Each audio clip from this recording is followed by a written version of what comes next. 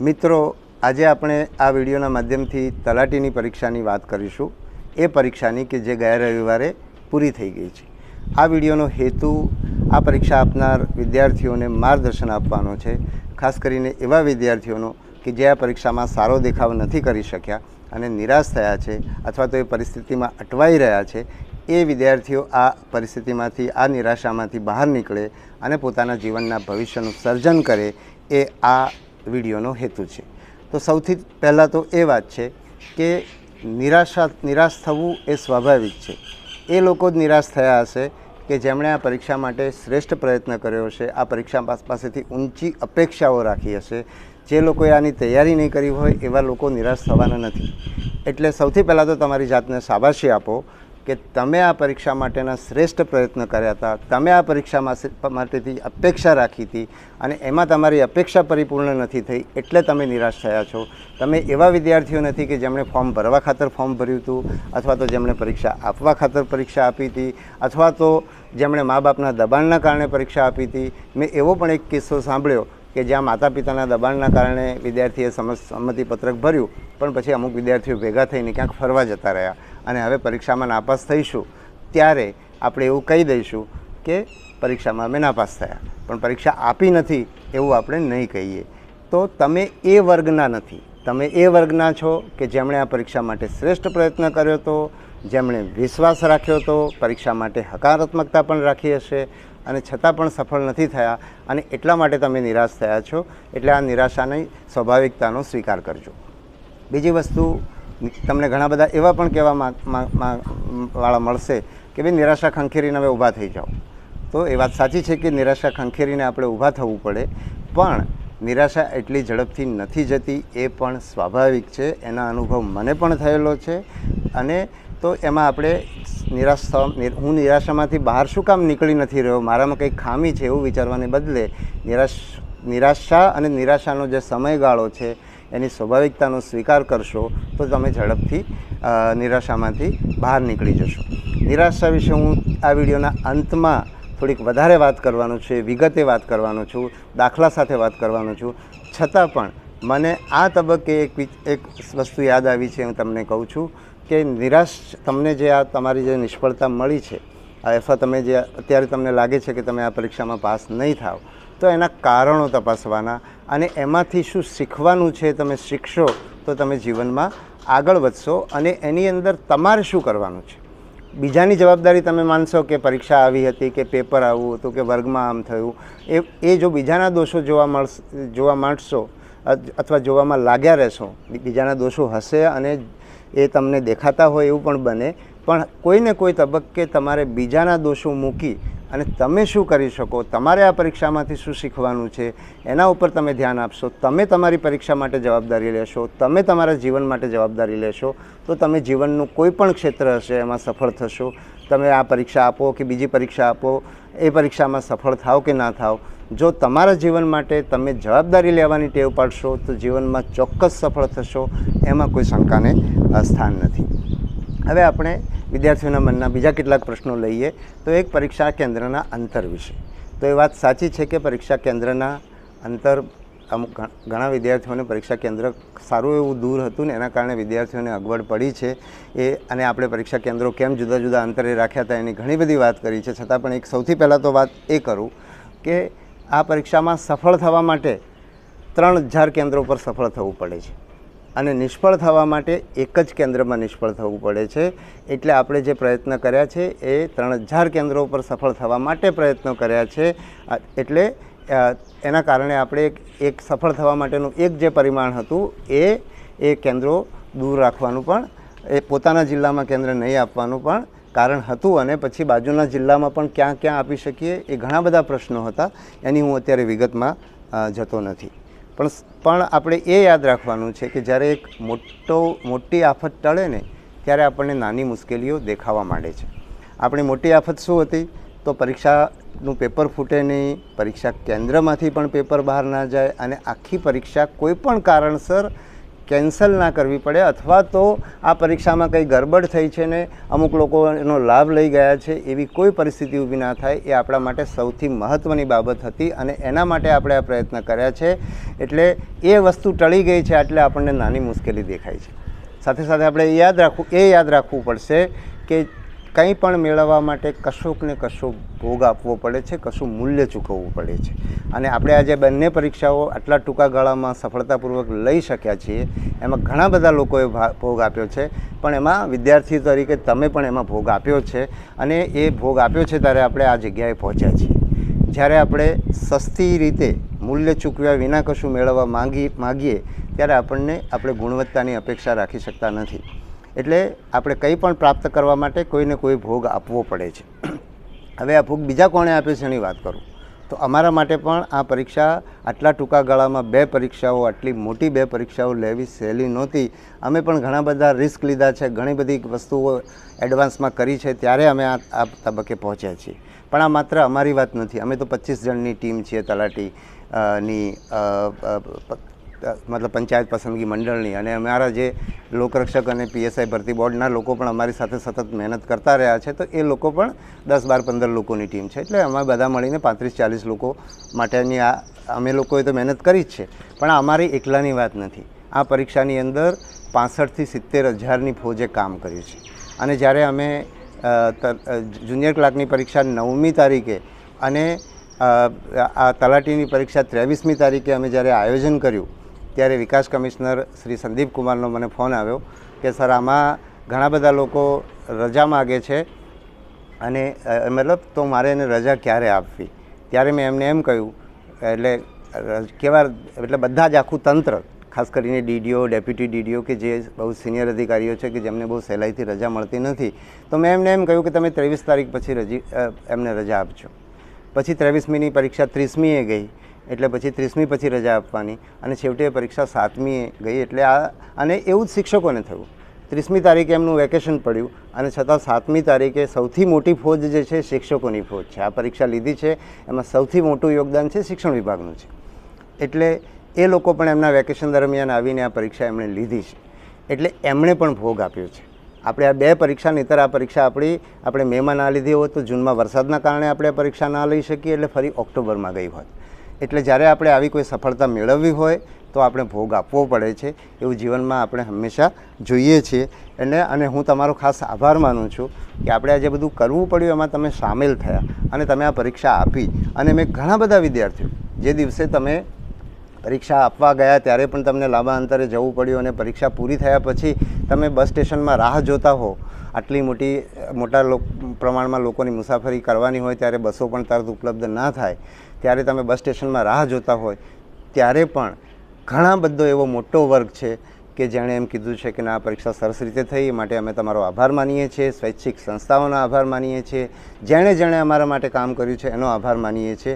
તમારી ઉંમરે તમે આટલી મોટી પરિપક્વતા દાખવો છો, આટલો બધો કૃતજ્ઞતાનો ભાવ દાખવો છો, આટલી બધી આભારની લાગણી વ્યક્ત કરો છો, મને તમારા માટે ખૂબ ખૂબ માન છે.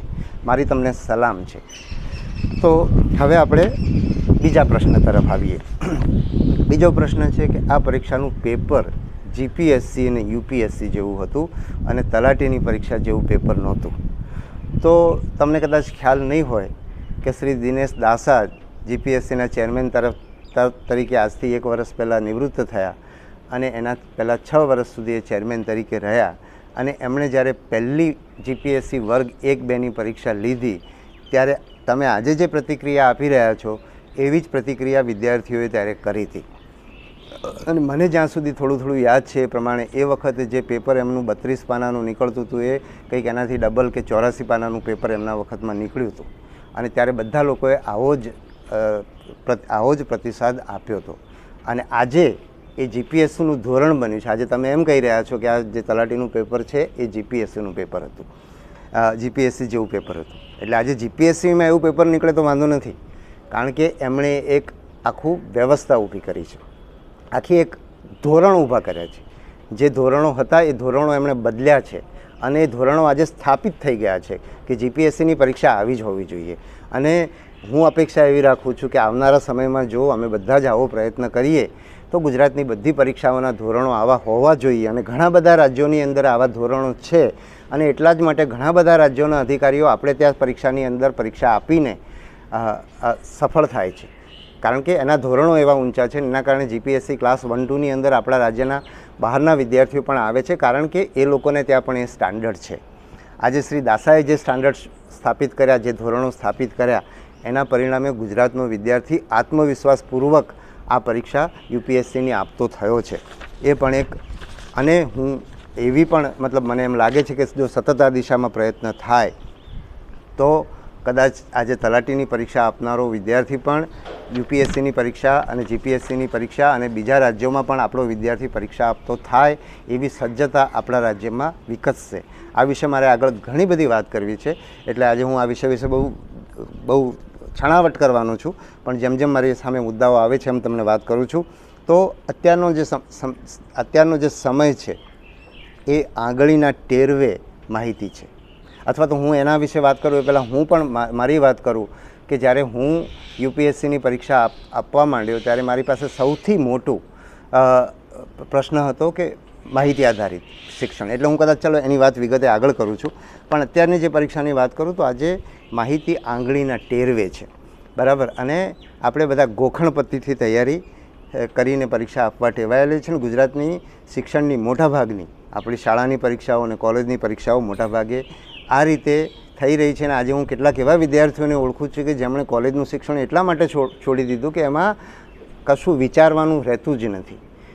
મારી દીકરીએ ગુજરાતની કોલેજમાં પરીક્ષા આપી છે, તો બીજા દિવસે પરીક્ષા હોય તો સાંજે 4 વાગે વાંચવાનું શરૂ કરે અને 70થી બીજા દિવસે 12 વાગે પરીક્ષા આપે અને 70થી 80 ગુણ આપે, અને 4 વાગે એણે પહેલીવાર પ્રશ્નપત્ર મતલબ એ વિષય ખોલ્યો હોય. એટલે આપણે ત્યાં શિક્ષણની વ્યવસ્થા આ રીતે થઈ ગઈ છે કે મેં પણ LLBની પરીક્ષાઓ એક દિવસની તૈયારીમાં આપી છે. જો આપણે એ પરીક્ષાની વ્યવસ્થા બદલીએ તો ગુજરાતના બહુ લોકોને ફાયદો થશે. આના વિશે હું તમને આગળ વધારે વાત કરવાનો છું. પણ આપણે આ પરીક્ષા એટલે હવે પરીક્ષા માહિતી આધારિત હોવી જોઈએ કે સમજી વિચારીને તર્ક આધારિત હોવી જોઈએ. એટલે આપણે તલાટીની અને તલાટી જે છે એ માત્ર કેટલીક વસ્તુઓ ગોખીને પરીક્ષા આપે ને ગોખીને ગામમાં બધા નિયમો એને આવડતા હોય અને નિયમો મુજબ ચાલે અને એટલું જ કામ કરે કે એ આપણો ભારતનો ઇતિહાસ જાણતો હોય, ભારતની રાજ્ય વ્યવસ્થા જાણતા હોય, દુનિયાના બીજા દેશોમાં શું ચાલી રહ્યું છે એના વિશે જાણતા હોય, આપણી સંસ્કૃતિ જાણતા હોય, આપણી ભૂગોળ જાણતા હોય, આપણે ત્યાં પર્યાવરણ આવું કેમ છે, અથવા આપણે ત્યાં હવામાન આ રીતે કેમ છે, કે આપણો વરસાદ આ રીતે મોડો કેમ થયો કે વહેલો કેમ થયો, આ બધા વિશે જો જાણતો હોય એવો તલાટી જ્યારે ગામમાં કામ કરતો હશે ત્યારે ગામના લોકોને એક ઉપયોગી થશે, ગામના લોકોને એક નવો રસ્તો આપશે. એ તલાટી છે, એ તલાટી એક નવી પહેલ કરશે. એ પહેલ સમાજે કરવી પડશે, દેશમાં બીજા રાજ્યોએ પણ કરવી પડશે. એવા તલાટી પસંદ કરવાનો આપણે પ્રયત્ન કર્યો છે. અને મારે સાથે સાથે એ પણ કહેવું જોઈએ કે અમે જે પરીક્ષાનું સ્ટાન્ડર્ડ 33% છે એના કરતાં કટ ઓફ ઘણું ઊંચું રહેશે, કારણ કે ગુજરાતમાં જ્યારે શ્રી દાસાએ આ વ્યવસ્થા શરૂ કરી, આ પરીક્ષાના ધોરણો બદલ્યા, એ પછી ગુજરાતમાં એવા ઘણા બધા વિદ્યાર્થીઓ છે કે જે લોકો સમજી વિચારીને વિષયો વાંચીને તૈયારી કરે છે, અને એવા લોકો જ્યારે સિલેક્ટ થઈને છેવટે તલાટી તરીકે પણ જશે ત્યારે એ લોકો આવું સરસ કામ કરશે એવી મને પૂરેપૂરી શ્રદ્ધા છે. ઘણા બધાના લોકોના મનમાં એવું છે કે આ લોકો તલાટી જીપીએસસીવાળા બધા તલાટીમાં આવી જશે અને ભવિષ્યમાં જીપીએસસીમાં જતા રહેશે. તો તમને બધાને ખબર છે કે જીપીએસસીની જગ્યાઓ એટલી નથી, એટલે એ લોકો ઘણા એવા પણ રહેશે કે જે તલાટી તરીકે ભવિષ્યમાં કામ કરશે, ભવિષ્યમાં ખાતાકીય તપાસમાં આગળ વધશે, ભવિષ્યમાં સારું કામ કરીને ડિપાર્ટમેન્ટમાં પ્રમોશન લઈને આગળ વધશે, અને કદાચ એ લોકો જીપીએસસીમાં જાય એવું પણ બની શકે, પણ એટલી બધી આખી સંખ્યા જીપીએસસીની અંદર જઈ શકે નહીં. બીજી મારી વાત એ પણ હું તમને કહેવા માગીશ કે જો એવો સમજણ સાથે જેણે આ વિષયો ભણ્યા છે એવો તલાટી મળતો હોય તો એવા તલાટીને બાકાત રાખવાની પરીક્ષા મારે લેવાની, અથવા તો કોઈ પણ તંત્રએ લેવાની, માત્ર માહિતી આધારિત પરીક્ષા લેવાની. આજે માહિતી આંગળીના ટેરવે છે. જ્યારે પણ માહિતી જોઈએ ત્યારે આપણે મોબાઈલમાં ગૂગલ સર્ચ કરીએ એટલે આપણને માહિતી મળી જાય છે. એટલે અમે આજે પ્રયત્ન કર્યો છે, આ વિચારે કર્યો છે, અને હું તમને પણ વિનંતી કરીશ કે આવા વધુને વધુ પ્રયત્ન થાય એવી માગણી કરો, જેથી કરીને ગુજરાતની આખી શિક્ષણ વ્યવસ્થા બદલાય એવી તમે માગણી કરો. સાથે સાથે જે લોકો નિરાશ થયા છે અથવા તો આ પરીક્ષામાં પોતાની અપેક્ષા મુજબ પરિણામ નથી લાવી શક્યા, એમના માટે હું પૂછું કે તમારી જાતને તમે પૂછો કે તમે જાતે તૈયારી કરી છે. કેટલાક લોકોનું એવું કહેવું છે કે આમાં તો જે વિદ્યાર્થીઓને શહેરમાં કોચિંગ ક્લાસમાં પર તૈયારી કરી શકે એટલા જ લોકો પાસ થયા છે. તો મારે તમને એ કહેવાનું છે કે જે લોકો કોચિંગ ક્લાસની તૈયારી કરી છે એ લોકો પાસ થવાના છે કે જે લોકો જાતે સમજી વિચારીને પાઠ્યપુસ્તકો વાંચ્યા છે, GCRTના અને NCERTના પાઠ્યપુસ્તકો વાંચ્યા છે એ પાસ થવાના છે. તમે તમારી જાતને પૂછો. તમે આ પરીક્ષામાં તમને તકલીફ પડી એનું કારણ એ તો નથી, મને ખબર નથી, હું કોઈ એવો આક્ષેપ કરું છું કે આરોપ કરું છું એવું નહીં. ખાલી તમે તમારી જાતને તપાસો કે તમને જે કોચિંગ ક્લાસમાં શીખ્યું હતું એવી વસ્તુ શીખવવાની જરૂર હતી કે તમને આ પેપરમાં પૂછાયું છે એવું શીખવવાની જરૂર હતી, અથવા તમારે એ શીખવાથી તમે જીવનમાં ઉપયોગી થશો કે તમે માહિતી શીખશો એના કારણે જીવનમાં તમે સફળ થશો. એના વિશે તમારી જાતને પ્રશ્ન પૂછો. સાથે સાથે હું એ પણ કહીશ કે આ બધી પરીક્ષાઓમાં બહુ જ મોટી સંખ્યામાં ઉમેદવારો હોય છે અને બહુ ઓછી જગ્યાઓ હોય છે. એટલે ઘણા એવા પણ વિદ્યાર્થીઓ હશે કે જેમણે ગંભીરતાથી પ્રયત્નો કર્યા હશે, સારી તૈયારી કરી હશે, ઇવન જે પ્રકારનું પ્રશ્નપત્ર હતું એ પ્રકારની તૈયારી કરી હશે, તો પણ એ લોકો સફળ નહીં થયા હોય અથવા તો એ લોકોને જોઈએ એવો દેખાવ કર્યો નથી. તો ઘણીવાર આ પરીક્ષાઓની અંદર નસીબ પણ કામ કરતું હોય છે. એને ભવિષ્યની પરીક્ષાઓમાં તમે ચોક્કસ સફળ થશો અને કદાચ ભવિષ્યના પરીક્ષાની અંદર પણ નસીબ તમારી આડે આવી શકે.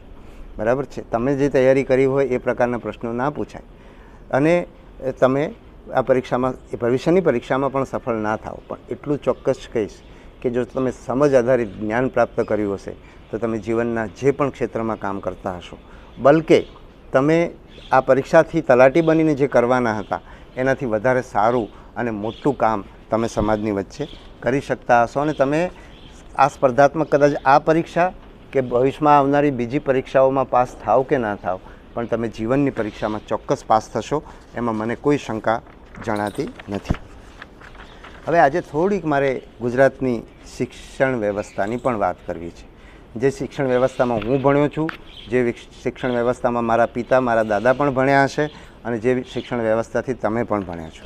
તો આપણી શિક્ષણ વ્યવસ્થાની એક સૌથી મોટી મર્યાદા એ છે કે માહિતી આધારિત શિક્ષણ.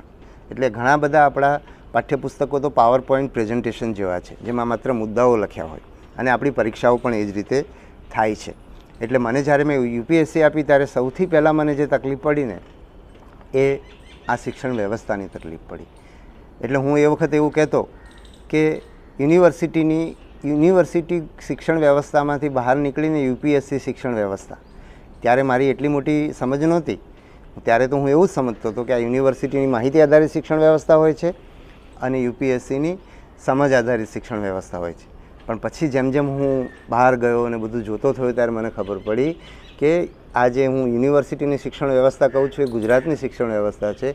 આજે ઘણા બધા રાજ્યો એવા છે અને ઘણા બધા દેશો એવા છે કે જ્યાં સમજ આધારિત શિક્ષણ થતું હોય છે. બરાબર.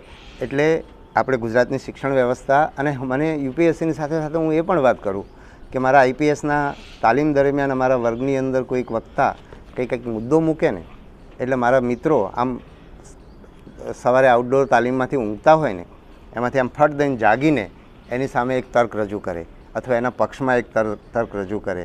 અને ત્યારે મને એવું થતું કે મને કેમ આ આવડતું નથી, મને કેમ આવો વિચાર નથી આવતો, આ લોકોને કેમ આવા બધા ભાતભાતના વિચારો આવે છે. તો પછી મને ખબર પડી કે આ હું તો કાયમ માટે હું તો પરીક્ષા જીતનારો હતો. એટલે આગલા દિવસે પેલી 21 અપેક્ષિત વાંચું કે 5મા 6ઠા 7મામાં એક ચાર્ટ આવતો એ વાંચું ને બીજા દિવસે લખી મારું. મારી યાદશક્તિ જોરદાર, એટલે લખી મારું એટલે કાયમ માટે ટોપર જ હોઉં. અમારી કોલેજની એન્જિનિયરિંગમાં પણ એવું જ હતું. નોટ્સ બનાવવાની, પરીક્ષાના 10-15 દિવસથી ચાલુ કરવાનું, નોટ બનાવવાની અને પરીક્ષાની આગલી સાંજ સુધી નોટ્સ બને અને સવારે 7:30 પરીક્ષા હોય એટલે સવારે 4 વાગે ઉઠવાનું, 2 વાર નોટ્સ વાંચી લેવાની, એમનું એમ બેઠું છાપીને આવવાનું. એટલું બધું યાદશક્તિના આધારે અને ટોપર થવાનું. યુનિવર્સિટીમાં પણ હું આ રીતે ટોપર થયો છું, પણ હું એન્જિનિયરિંગ શીખ્યો નથી. એટલે આપણી આ શિક્ષણ વ્યવસ્થા આપણને આ તકલીફ આપે છે. મને એવી આશા છે કે શ્રી દાસાએ જે ધોરણો સ્થાપિત કર્યા છે અને એ ધોરણો જો આપણે આવનારા સમયમાં આપણે ચાલુ રાખીએ તો આપણી શિક્ષણ વ્યવસ્થા પણ બદલાશે. એમાં થોડુંક મારે ઉમેરવું છે. હું જ્યારથી આ સર્વિસમાં આવ્યો ત્યારથી ગુજરાતના બધા જ મુખ્યમંત્રીઓને મેં NCERTના પુસ્તકો વિશે મોટાભાગના મુખ્યમંત્રી, કદાચ એકાદ જણ ચૂકાઈ ગયા હશે, પણ મોટાભાગના મુખ્યમંત્રીઓને મેં વિનંતી કરી છે કે ગુજરાતમાં એનસીઈઆરટીના પુસ્તકો લાવવા જોઈએ. અને એમાં મારું સદભાગ્ય એ કે આજથી 4-5 વર્ષ પહેલાં એક કમિટી રચાઈ કે ગુજરાતમાં એનસીઈઆરટીના પુસ્તકો લાવવા જોઈએ કે નહીં.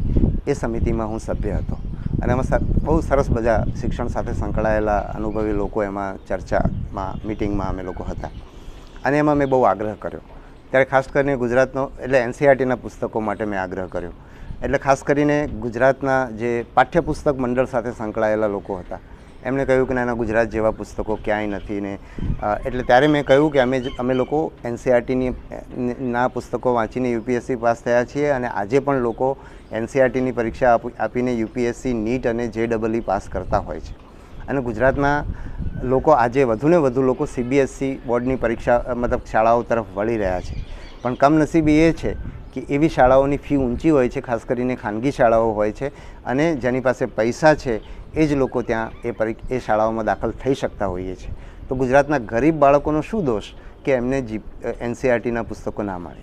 સદનસીબે એ સમિતિએ છેવટે નિર્ણય કર્યો અને ગુજરાતમાં ગણિત અને વિજ્ઞાનના એનસીઈઆરટીના પુસ્તકો અમલમાં આવ્યા છે અને આજે તમે લોકો જાણો જ છો કે એનો ગુજરાતી અનુવાદ થયો છે અને એ પુસ્તકો તમને ભણાવવામાં આવે છે.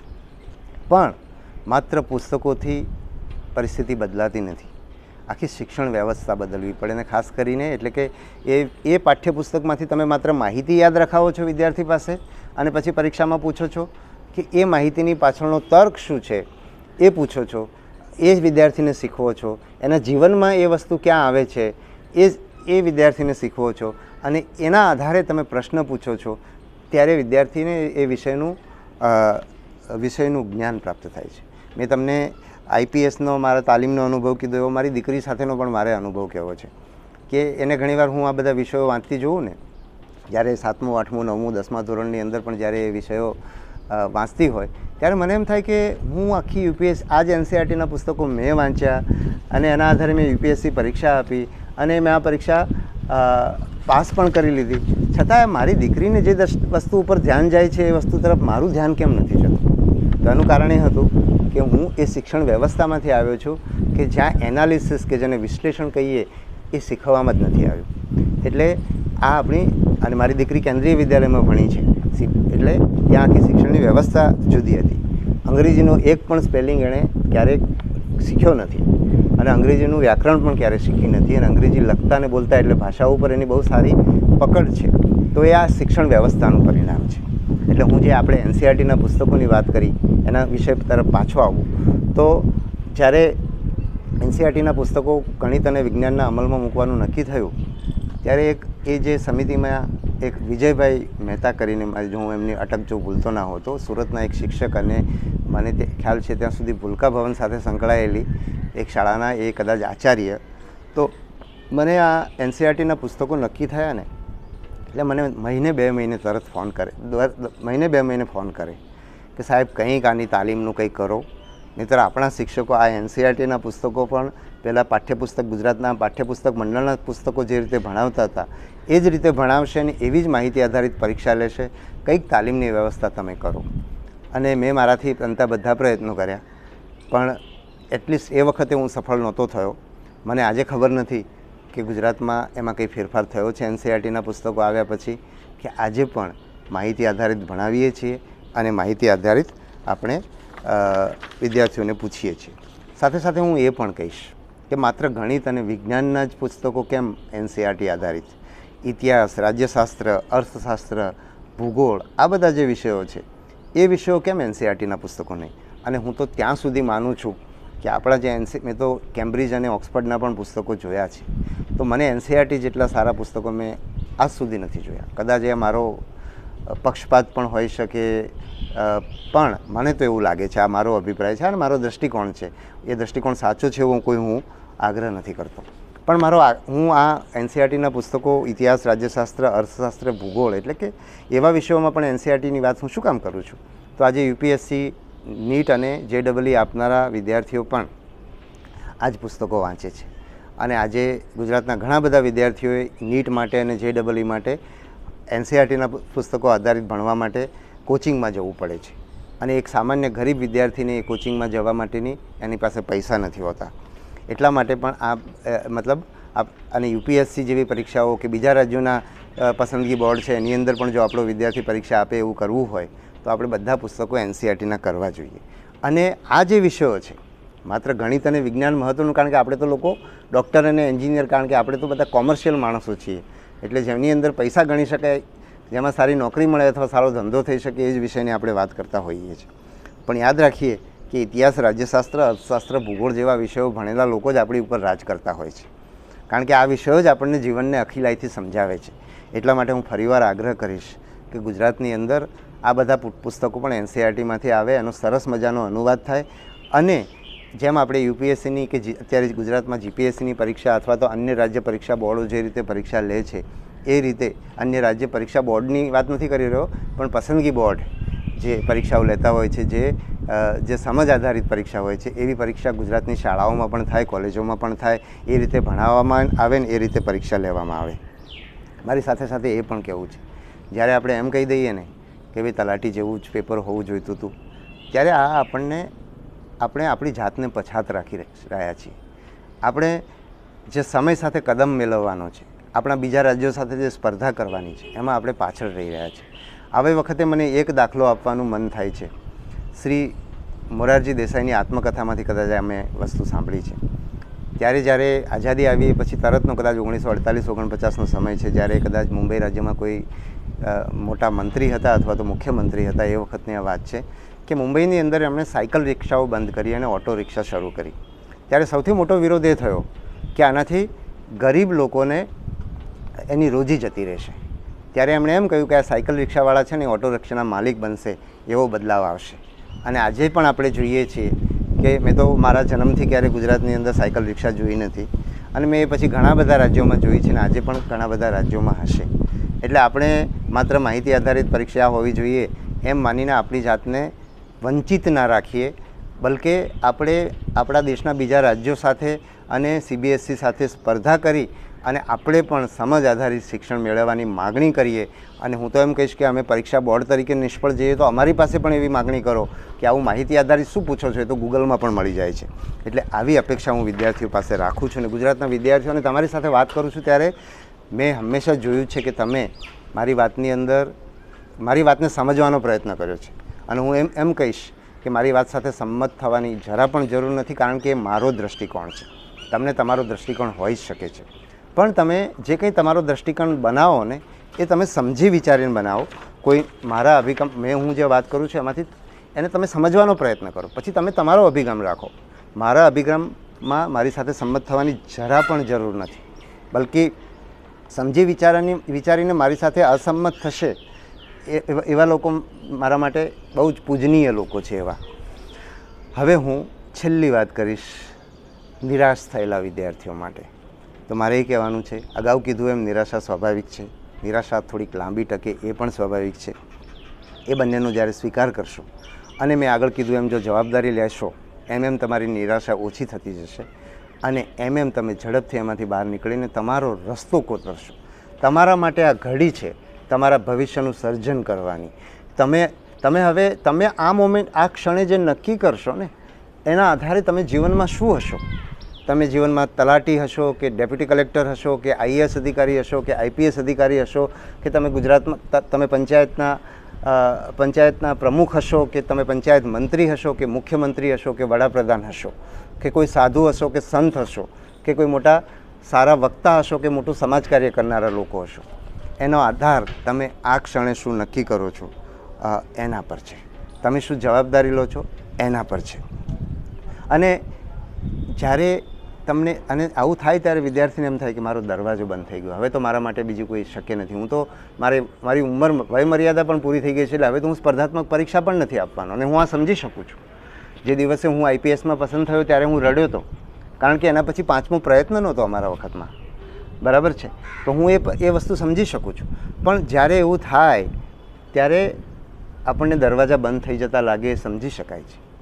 આગળ અંધકાર લાગે એવું એ સમજી શકાય છે. પણ એ અંધકારની અંદર પણ એક દીવો કરનારા તમે જ છો, અને એની અંદર જ રસ્તો કરનારા તમે જ છો. આ ક્ષણે તમે જે નક્કી કરશો એના આધારે તમારું જીવન બનશે. નિરાશા એ કાયમી હોતી નથી, નિષ્ફળતા એ કાયમી હોતી નથી. આપણો એક પ્રયત્ન નિષ્ફળ ગયો છે, આપણે નિષ્ફળ નથી ગયા, આપણે વ્યક્તિ તરીકે નિષ્ફળ નથી ગયા. આપણા પ્રયત્નો ઓછા પડ્યા છે, અધૂરા પડ્યા છે, અથવા તો મેચ નથી થયા, પણ આપણે એમાં કાયમી નિષ્ફળતા નથી થયા, આપણે એમાં ચોક્કસ સફળ થઈએ. તો એનો હું મારો જ દાખલો આપીશ. મેં કહ્યું એમ મારે ડૉક્ટર થવું હતું અને મને માર્ક્સ ઓછા પડ્યા એટલે હું એન્જિનિયર થયો અને હું ખૂબ નિરાશ થયેલો. મને યાદ છે કે લગભગ હું માનું છું કે હું બીજા સેમેસ્ટરમાં પ્રવેશ કરતો થયો ત્યાં સુધી હું નિરાશામાં હતો અને મારા પહેલા સેમેસ્ટરમાં 3 એટીકેટી આવી. એનું કારણ પણ કદાચ કંઈક અંશે એ પણ હશે. એટલે હું ઘણો નિરાશ રહ્યો અને મને ક્યારેય એન્જિનિયરિંગ નથી ગમ્યું. એ હું આજે પણ એનો સ્વીકાર કરું છું. આજે હું જે પોલીસ હાઉસિંગમાં કામ કરું છું એમાં મને બહુ જ ગમે છે. એનું કારણ મારું એન્જિનિયરિંગ કરતાં વધારે હું એમાં જે સુધારા કરી રહ્યો છું વહીવટી અધિકારી તરીકે એ છે. પણ હું એટલે ટૂંકમાં એન્જિનિયરિંગની મારી નિરાશા, આજે હું એન્જિનિયર હોત તો કદાચ એક પ્રોજેક્ટ સંભાળતો હોત કે કદાચ મોટો પ્રોજેક્ટ સંભાળતો હોત, હું કદાચ રાજ્યનો સેક્રેટરી તો થયો ના હોત એટલે આખા રાજ્યની જવાબદારી ના સંભાળતો હોત. જ્યારે આજે હું એન્જિનિયર નથી અને આઈપીએસ થયો એના પરિણામે આજે હું પોલીસ હાઉસિંગની જવાબદારી સંભાળું છું. મને આટલી બધી પરીક્ષાઓ લેવાનો અવસર મળ્યો છે, સમાજના ઘણા બધા ક્ષેત્રોમાં કામ કરવાનો અવસર મળ્યો છે. જ્યારે હું નિરાશ, જે દિવસે મારી આઈપીએસમાં પસંદગી થઈ અથવા જે દિવસે હું ડૉક્ટર ના થયો એ દિવસે મને જે નિરાશા થઈ હતી, જે 6 મહિના ચાલી હતી મેડિકલની નિરાશા, અને કદાચ આઈપીએસની નિરાશા તો એનાથી પણ કદાચ લાંબી ચાલી હતી, પણ મને આટલું બધું મળ્યું છે. તો એ જે દરવાજા બંધ હતા ને એની સામે ઘણાય દરવાજા ખુલ્યા છે અને તમારી સામે પણ ઘણા જ બધા દરવાજા ખુલશે, એમાં કોઈ શંકાને સ્થાન નથી. એવી જ હું વાત કરું છું મારા એક બીજા મિત્રની. મારી સાથે કારણ કે હું તમારા જેવા જ દાખલા આપવા માગું છું. મેં મારો દાખલો આપ્યો તમારા સમયનો. હું જ્યારે વિદ્યાર્થી હતો કે હું જ્યારે સ્પર્ધાત્મક પરીક્ષા આપતો હતો એનો મેં તમને દાખલો કીધો છે. એવો જ એક દાખલો કહું છું મારા સાથી વિદ્યાર્થીનો, શ્રી મનોજ સોની, કે જે આજે યુપીએસસીના અધ્યક્ષ છે. જ્યારે એમણે 10માની અંદર પરીક્ષા આપી, જ્યારે અમે લોકોએ મારું ધ્યાન, હું બહાર લઈને પરીક્ષા આ વિડીયો બનાવી રહ્યો છું એટલે મારું ધ્યાન થોડુંક સાઈડમાં જઈ રહ્યું છે, પણ હું પાછો આવું વિષય પર. તો મનોજ સોની સાહેબ અને અમે બંને સાથે યુપીએસસીની પરીક્ષા આપી હતી. પહેલો પ્રયત્ન અમે બંને સાથે, એમનો પણ એ પહેલો પ્રયત્ન હતો અને મારો પણ પહેલો પ્રયત્ન હતો. હું મારા પહેલા પ્રયત્નની અંદર યુપીએસસીની પ્રિલિમ પરીક્ષામાં પાસ થઈ ગયો અને મનોજ સોની નિષ્ફળ ગયા. નિષ્ફળ ગયા એમ નહીં કહું, પણ એ નાપાસ થયા અને એ નિરાશ થયા. અને એમની નિરાશાનું કારણ એ વખતે કહેતા હતા, એવું કહેતા હતા કે મેં આ પરીક્ષા બહુ ઉમદા હેતુથી આપ્યો હતો અને મને કુદરતનો સાથ નહીં મળ્યો, હું પાસ ના થયો, એટલા માટે હું નિરાશ થયો છું, એવું એ ત્યારે અમને કહેતા. અને અમને ત્યારે એવું લાગતું કે એમણે નિરાશ થઈને આ પરીક્ષા છોડી દીધી. એમણે ખરેખર પ્રયત્નો કરવા જેવા હતા, પણ એમની નિરાશ જરૂર થયા હતા, પણ એમણે એ પરીક્ષા છોડવાનો વિચાર એમણે સમજી વિચારીને કર્યો હશે એવું મને આજે લાગે છે. કારણ મારી એમને એ વિશે ક્યારેય એમની સાથે વાત નથી થઈ, પણ મને એવું લાગે છે કે એમણે સમજી વિચારીને એ નિર્ણય કર્યો હશે. કારણ કે હું ત્યારે MA પોલિટિકલ સાયન્સ કરતા હતા અને અમે એમને જોઈને અંજાતા, એટલું સરસ અંગ્રેજી બોલતા ને એ વિષયોની એમની જે સમજ હતી, એટલે કદાચ એમણે એકેડેમિક્સનું ક્ષેત્ર સ્વીકાર્યું, બહુ સારા પ્રોફેસર થયા અને ગુજરાતની 2 યુનિવર્સિટીમાં કદાચ 3 કે 4 ટર્મ સુધી એમણે વાઇસ ચાન્સેલર તરીકે એમણે કામ કર્યું, યુપીએસસીના સભ્ય તરીકે કામ કર્યું અને યુપીએસસીના ચેરમેન તરીકે આજે કામ કરે છે. એટલે એમણે જે યુપીએસસીની પરીક્ષા નહીં આપવાનો વિચાર કર્યો અને આજે યુપીએસસીના ચેરમેન છે, યુપીએસસી આપનાર યુપીએસસી આપનાર વિદ્યાર્થીઓની પરીક્ષા લઈ રહ્યા છે. એટલે જો તમે પણ એમની જેમ આ પરીક્ષા આપવાનો, હું એમ નથી કહેતો કે તમે હવે ભવિષ્યમાં સ્પર્ધાત્મક પરીક્ષા ના આપો, મનોજભાઈએ કર્યો એવો જ નિર્ણય કરો, હું એમ નથી કહેતો, પણ તમે જે પણ નિર્ણય કરશો એ તમે આત્મવિશ્વાસથી કરશો, એની જવાબદારી તમે લેશો. પરીક્ષા પદ્ધતિ કદાચ આ પરીક્ષા પદ્ધતિ સાચી ન પણ હોય, બરાબર ન પણ હોય, પણ જો તમે તમારા જીવનનો જવાબદારી લેશો, તમે તમારી નિષ્ફળતા ખંખેરશો, તમે તમારી નિષ્ફળતાની સ્વાભાવિકતાનો સ્વીકાર કરશો અને તમે તમારા જીવનમાં ક્યાં જવું છે એ મનોજભાઈની જેમ પથ નક્કી કરશો, તો તમે જેના માટે અત્યારે જે વસ્તુ ન મળવાના કારણે તમે નિરાશ થયા છો અથવા તો ન મળે એવું તમને લાગી રહ્યું છે, કદાચ તમે માનો છો ને કદાચ સારા માર્ક્સ પણ આવે, પણ તમે જે વસ્તુ ન મળવાના કારણે તમે નિરાશ થઈ રહ્યા છો એના કરતાં પણ ઘણી ઊંચી જગ્યાએ તમે પહોંચશો. અને મેં કહ્યું એમ તમે મુખ્યમંત્રી પણ બનો, વડાપ્રધાન પણ બનો, પંચાયત મંત્રી પણ બનો, આઈએએસ અધિકારી પણ બનો, કે સારા ઉદ્યોગપતિ પણ બનો, કે સારા ખેડૂત પણ બનો, કે સારા વકીલ પણ બનો, એવું બની શકે. આ બધું જ તમારા માટે શક્ય છે અને એ બધું જ તમને મળે, આ બધામાંથી શ્રેષ્ઠ વસ્તુ તમને મળે એવી શુભેચ્છાઓ સાથે મારી વાત પૂરી કરું છું. ખૂબ ખૂબ આભાર.